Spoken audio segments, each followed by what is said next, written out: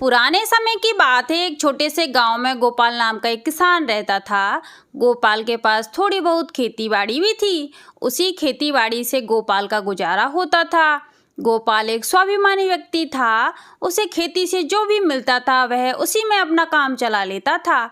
लेकिन गोपाल कभी भी किसी के सामने हाथ नहीं फैलाता था। एक दिन दुर्भाग्यवश गोपाल का बैल मर गया। बेचारा गोपाल बड़ी ही परेशानी में पड़ गया था।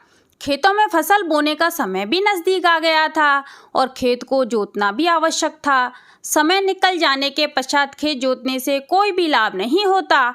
एक बैल के मर जाने से उसके पास एक ही बैल बचा था। अब गोपाल बड़ा ही परेशान होकर बैठा हुआ था। फिर गोपाल को परेशान देखकर गोपाल की पत्नी बोली, अजी सुन रहे हो? क्या बात है, बहुत परेशान लग रहे हो। फिर गोपाल बड़ा ही दुखी होता हुआ बोला, अरे क्या बताऊं, जुताई का समय भी बहुत नज़दीक आ गया है और एक बैल के मर जाने से एक बैल से खेत जोतना भी संभव नहीं है। इसी चिंता में बैठा हूँ। फिर गोपाल की पत्नी को सोचकर बोली, देखो जी, हमारे पास एक बैल तो है ही और जुताई करते समय दूसरे बैल के स्थान पर मैं लग जाऊंगी। इस प्रकार हमारा कार्य भी हो जाएगा। फिर गोपाल ने अपनी पत्नी से कहा, अरे भाग्यवान, तुम यह क्या बोल रही हो? ऐसा कैसे संभव हो सकता है? फिर गोपाल की पत्नी ने गोपाल को बहुत समझाया। फिर गोपाल ने काफ़ी सोचा। इसके अलावा उसके पास कोई चारा भी नहीं था। फिर गोपाल और गोपाल की पत्नी खेतों की तरफ चल पड़े और खेत पर पहुंच गए। फिर गोपाल ने हल्के जुए में एक ओर तो बैल को लगाया और दूसरी तरफ अपनी पत्नी को लगा दिया और फिर खेत जोतने लगे। तभी अचानक उसी समय उसी राज्य के एक राजा अपने वेश बदलकर अपनी प्रजा की देखरेख के लिए निकले थे। तो राजा गोपाल के खेत के पास से गुजर रहे थे। तब राजा की नज़र खेत पर काम कर रहे गोपाल पर पड़ गई, जिसने हल्के जुए में एक तरफ बैल और दूसरी तरफ अपनी पत्नी को जोत रखा था। राजा को यह सब देखकर बड़ा ही आश्चर्य हुआ और साथ में दुख भी बहुत हुआ। फिर राजा गोपाल के पास जा पहुँचे। फिर राजा ने गोपाल से कहा, अरे भाई, तुम यह क्या कर रहे हो? फिर गोपाल ने नज़र उठाकर राजा की ओर देखा और फिर बड़े ही दुखी मन से बोला, अरे भाई, क्या करूं? मेरा बैल मर गया है और मुझे खेत जोतना भी बहुत ज़रूरी है। फिर राजा ने गोपाल से कहा, अरे भले मानस, कहीं स्त्री से भी बैल का काम करवाया जा सकता है क्या? तब गोपाल शर्मिंदा होते हुए बोला, अरे भाई साहब, क्या करूं? इसके अतिरिक्त मेरे पास कोई अन्य उपाय भी तो नहीं है। फिर राजा ने गोपाल से पूछा, क्यों भाई, तुम एक और बैल क्यों नहीं ले सकते? तब गोपाल ने अपनी सारी स्थिति राजा को बता दी। फिर राजा ने गोपाल से कहा, भाई तुम एक काम करो, जब तक तुम्हारा बैल नहीं आ जाता तब तक तुम मेरा बैल ले आओ। फिर गोपाल बोला, परंतु भाई साहब, मेरे पास इतना समय नहीं है। फिर राजा ने गोपाल से कहा, अरे भाई सुनो, तुम एक काम करो, तुम अपनी पत्नी को बैल लेने के लिए मेरे घर भेज दो।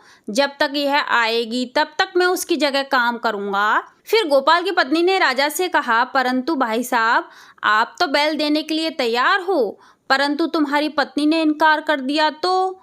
तब राजा बोले, तुम चिंता मत करो, ऐसा नहीं होगा। फिर इस बात के लिए गोपाल भी राजी हो गया। फिर राजा ने गोपाल की पत्नी को अपने घर का पता दे दिया जहाँ राजा रह रहे थे। वह एक गांव में सामान्य जीवन व्यतीत कर रहे थे। तो राजा ने गोपाल की पत्नी को वहीं भेज दिया।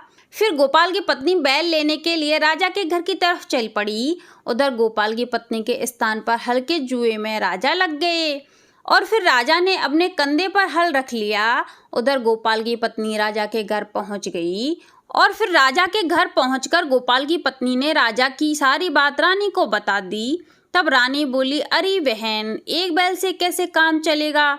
तुम्हारा बैल तो वैसे भी कमज़ोर होगा और हमारा बैल तो मजबूत है। तुम ऐसा करो, तुम हमारे दोनों बैल ही ले जाओ। गोपाल की पत्नी ने जब रानी की यह बात सुनी तो गोपाल की पत्नी बड़ी आश्चर्यचकित हुई, क्योंकि गोपाल की पत्नी तो सोच रही थी कहीं एक बैल देने से भी इनकार ना कर दे। फिर गोपाल की पत्नी मन में सोचने लगी, यह बहन तो एक बैल छोड़कर दोनों देने के लिए राजी हो गई है। फिर गोपाल की पत्नी ने रानी को दिल से आभार प्रकट किया और गोपाल की पत्नी बैलों को लेकर खेत की तरफ चल पड़ी और थोड़ी देर में खेत पर पहुंच गई। जब गोपाल की पत्नी जब बैलों को लेकर खेत पर पहुंची तो उसने देखा कि खेत की पूरी जुताई हो गई है और बुवाई भी हो गई थी। फिर गोपाल की पत्नी ने गोपाल से पूछा कि यह खेत की जुताई और बुवाई हो भी गई। तब गोपाल बोला, अरे भाग्यवान, आज भी इस दुनिया में बहुत अच्छे इंसान रहते हैं। वह भाई साहब बड़े ही अमीर प्रतीत हो रहे थे। जब उन्होंने हल चलाया तो उनके हाथ पैरों में छाले भी पड़ गए थे। मैंने उनसे बहुत मना किया लेकिन पूरा कार्य खत्म नहीं हुआ तब तक वह नहीं रुके। फिर गोपाल की पत्नी बोली, हाँ, वह दोनों ही पति पत्नी बहुत महान हैं। जब मैंने उन भाई साहब की पत्नी से एक बैल मांगा तो उन्होंने मुझे अपने दोनों ही बैल दे दिए। फिर गोपाल और गोपाल की पत्नी अपने घर पहुंच गए। फिर कुछ समय बाद फसल भी पूरी हो गई। फिर गोपाल ने देखा तो गोपाल तो आश्चर्य में पड़ गया। सारे खेत में अनाज पैदा हुआ, किंतु जितनी जमीन पर राजा ने हल चलाया था उस जगह राजा का पसीना भी बहा था। इतनी जमीन पर मोती उगाए थे। फिर गोपाल फटाफट से सारी फसल को लेकर घर पहुंच गया और घर जाकर गोपाल ने सारी बात अपनी पत्नी को बताई। यह बात सुनकर गोपाल की पत्नी भी आश्चर्यचकित हो गई और फिर गोपाल की पत्नी ने गोपाल से कहा, अजी सुनते हो, यह कोई मामूली व्यक्ति नहीं थे, वह जरूर ही कोई दिव्य आत्मा थी। तब गोपाल की पत्नी ने गोपाल से कहा, और सुनो, चलो उन भाई साहब के बैल लौटा आते हैं और उन्हें धन्यवाद देकर आते हैं। फिर गोपाल बोला, हाँ भाग्यवान, तुम ठीक कह रही हो, चलो हम अभी चलते हैं। फिर गोपाल और गोपाल की पत्नी राजा के बैल लौटाने के लिए उसी नगर की तरफ चल पड़े। तब गोपाल और गोपाल की पत्नी उस स्थान पर पहुंचे तो वहां कोई भी नहीं था।